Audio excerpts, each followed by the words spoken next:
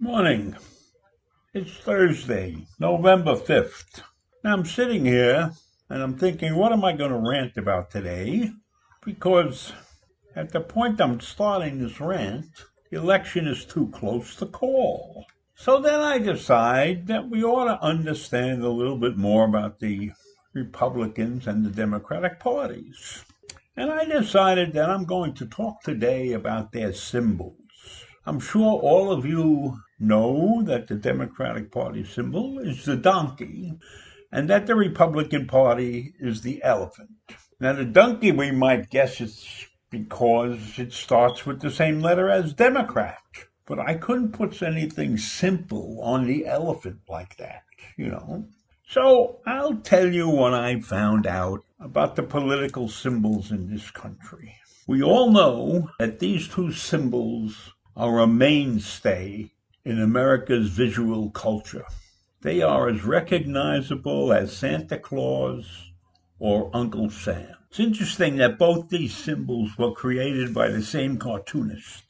His name was Thomas Nast, and he worked at Harper's Weekly from 1862 to 1886. And he was the first great political cartoonist in America, and also a great satirist. Nast had the insight to present American politics as one big, messy menagerie, a circus.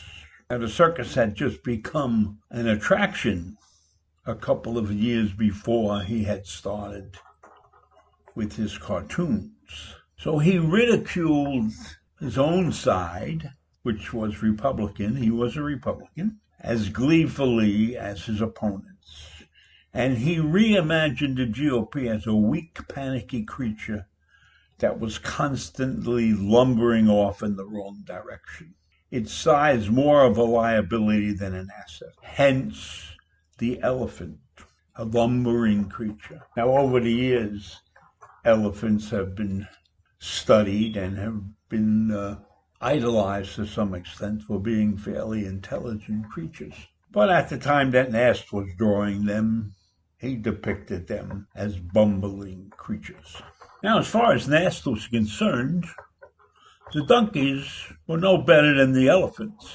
A typical cartoon would show a stubborn beast dangling by the tail about to fall into an abyss of financial chaos. And more often than not, his cartoons depict elephants and donkeys only inches away from chaos. A pretty fair assessment of the Republican and Democratic leadership at the time he was drawing these cartoons.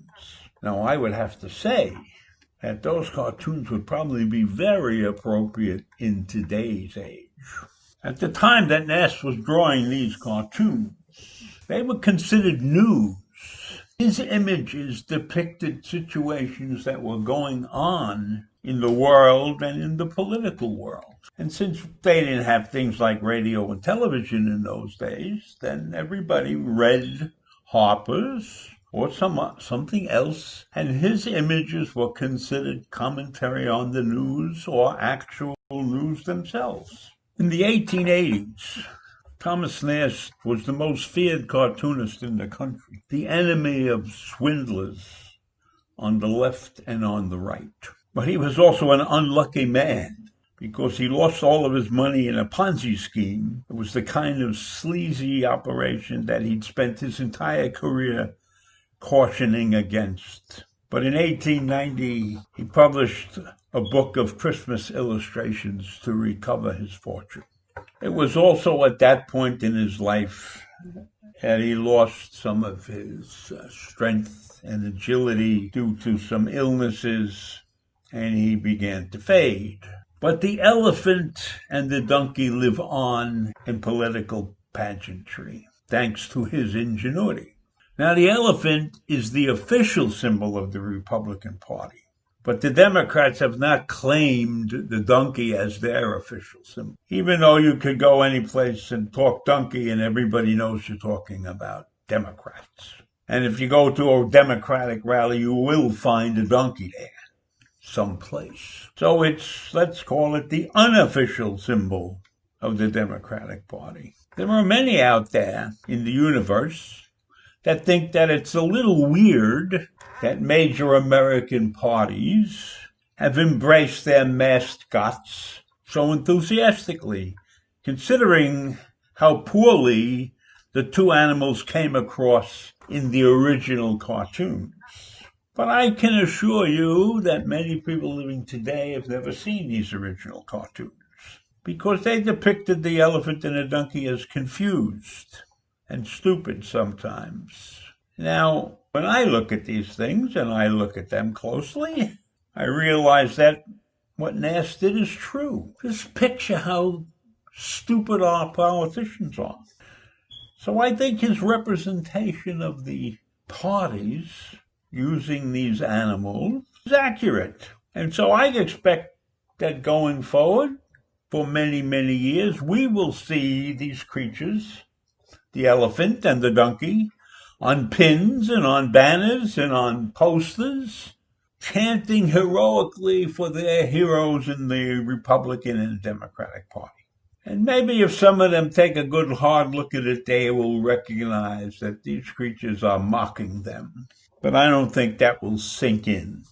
So in any event, that's the story of the elephant and the donkey. And I, for one, am happy they have those symbols around because it gives me an opportunity to use them. So I want you all to have a wonderful day, and I will see you in the morning. Bye.